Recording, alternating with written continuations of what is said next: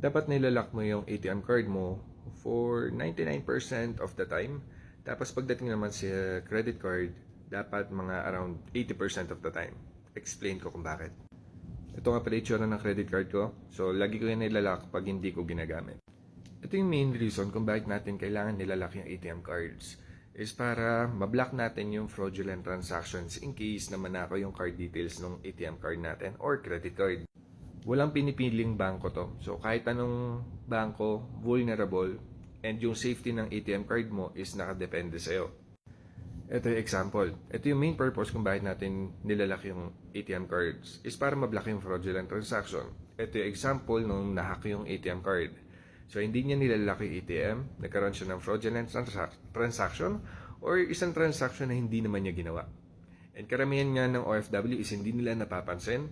Nagre-reklamo lang sila sa akin, nababawasan daw yung account nila. Tapos, nung pinasend ko yung screenshot ng resibo, ito yung lumilitaw. Bali, taga-Saudi to. Bali, OFW sa Saudi, STC bank account yung ginagamit niya. And nagkaroon siya ng ganito resibo.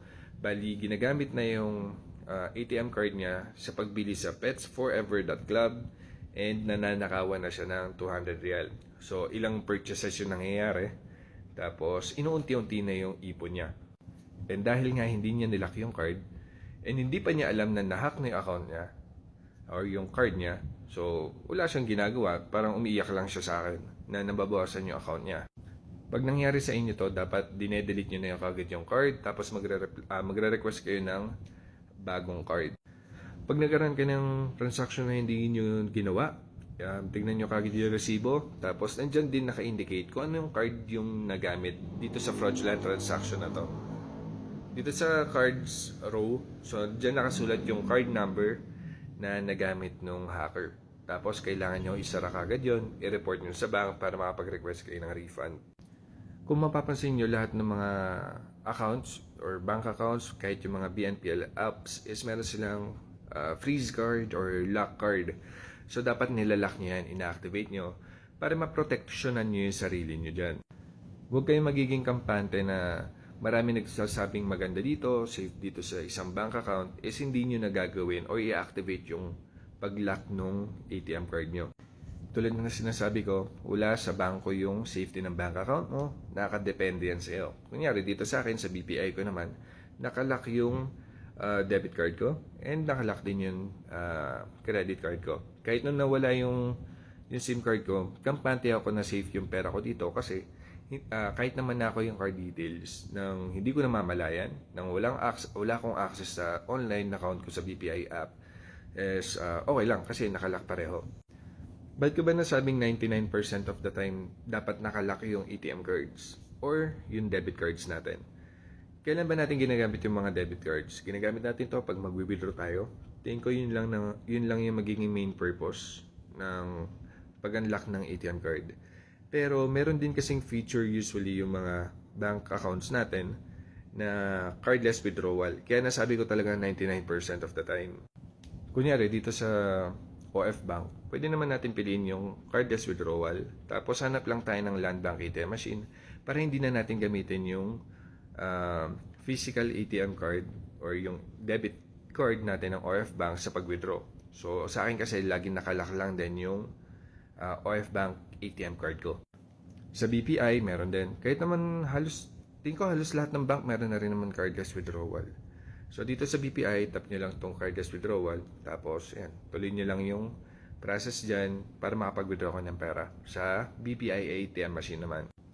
Saan natin magagamit yung 1% na sinasabi ko? Kung wala kayong makitang ATM card or ATM machine na angkop dun sa ATM card mo para makapag-withdraw ng cardless. So, pag, kunyari, BPI meron ka, ayan, meron lang sa mga ATM machine na nakapaligid sa iyo is Maybank or kahit anong bangko na maliban sa BPI, doon na tayo mag-unlock ng debit card natin para mapag-withdraw tayo sa ATM machine na iba yung pangalan. And I do not recommend na gumagamit ka pa ng physical card, kaya mas maganda, go digital na. Dito sa GCash, kung wala ka pang GCash ATM card, pwede kang pumili na to. I-activate mo yung tap to pay para pag magbabayad ka sa tindahan, kahit na nasa Saudi ka or kahit saan bansa ka pa, pwede natin magamit to sa pagbayad sa mga bibili natin doon. Tapos ang maganda pa sa GCash is 0% international transaction fee. So ang mangyayari niyan is kung magkano man yung bibilin mo doon, ang conversion rate niyan is nasusundin is yung nasa Visa. Tapos wala na additional or hidden fees na nakapatong doon. Isa namang option natin para sa GCash is mag-request ka ng physical ATM card. So tap mo na yung card. Tapos pwede natin ipasok yung GCash ATM card natin dito sa loob ng Google Wallet para etong phone na lang ipambabayad natin sa mga tindahan, sa grocery, sa mall. So, yun. Para may iwasan natin na mabiktima tayo ng mga nagpipicture ng card details. Ang maganda rin sa pagkuha ng GCash ATM card, yung physical, is magagamit natin yan sa pag-withdraw sa mga ATM machines. Mas mararecommend ko siya sa mga kapamilya na nandito sa Pinas para pag kunwari yung kapamilya nating OFW is nagpapadala sa atin ng pera.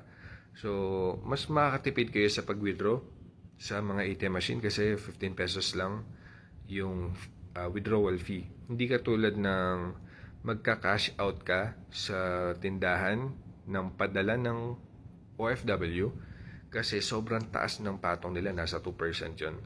So, kunyari, 10,000 yung pinapadala sa'yo, tapos yun yung wini-withdraw mo sa tindahan, yun sa pag-cash out. So, ang laki nang nawawala sa yung pera. Ang liit na nga ng padala sa iyo ng kapamilya mong OFW. Lalo pang dumiliit kung ganun yung gagawin mo ngayon, nagka-cash out ka sa tindahan.